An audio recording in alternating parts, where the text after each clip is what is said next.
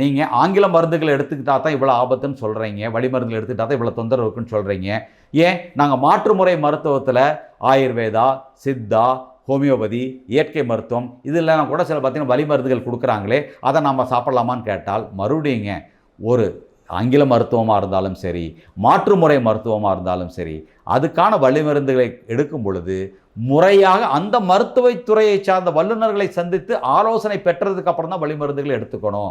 ஒரு ஆயுர்வேதா டாக்டராக இருக்கட்டும், ஒரு சித்தா டாக்டராக இருக்கட்டும், இல்லை ஹோமியோபதி டாக்டராக இருக்கட்டும், ஒரு இயற்கை மருத்துவ டாக்டராக இருக்கட்டும், யாராக இருந்தாலும் அவங்களுடைய ஆலோசனை பேரில் வழி மருந்துகள் எடுத்துக்கிறது தான் கரெக்டாக இருக்கும். குறிப்பாக பார்த்தீங்கன்னா இந்த ஆயுர்வேதா சித்தா மருந்துகள் அனுபவத்தின் அடிப்படையில் சில பேர் தயாரித்து விற்பாங்க. அவங்க டாக்டராக இருக்க மாட்டாங்க, அவங்க ஒரு சித்தா மருத்துவராக இருக்க மாட்டாங்க, ஒரு ஆயுர்வேதா மருத்துவராக இருக்க மாட்டாங்க. ஒரு அனுபவத்தின் அடிப்படையில் சில பேர் பார்த்தீங்கன்னா இந்த வழி மருந்துகள் தயாரித்து விற்பாங்க. பட் அந்த வழி மருந்துகளில் சில நேரங்களில் பார்த்தீங்கன்னா இந்த ஹெவி மெட்டல்ஸ்ன்னு சொல்லக்கூடிய மெர்க்குரி, ஆர்சனிக் இது கலந்துருக்கலாம். இது என்னாகும்னு பார்த்தீங்கன்னா மெர்க்குரி மறுபடியும் கிட்னி ஃபெயிலியருக்கு, கிட்னி டேமேஜுக்கு காரணமாக இருக்குங்க. அது மட்டும் இல்லாமல் ஆர்சனிக் பார்த்தீங்கன்னா மூளை திசுக்களை டேமேஜ் பண்ணிடும். அப்படிங்கிற பட்சத்தில் மாற்றுமுறை மருத்துவ சிகிச்சையாக இருந்தாலுமே கூட அரசு பதிவு பெற்ற ஆயுர்வேதா, ஹோமியோபதி, இயற்கை மருத்துவ டாக்டர்களை சந்தித்து அவங்க ஆலோசனை பேரில் தான் எடுத்துக்கணும். அப்படி எடுக்கும்போது உங்களுக்கு தொந்தரவு வராதபடி பாதுகாத்துக்கலாம்.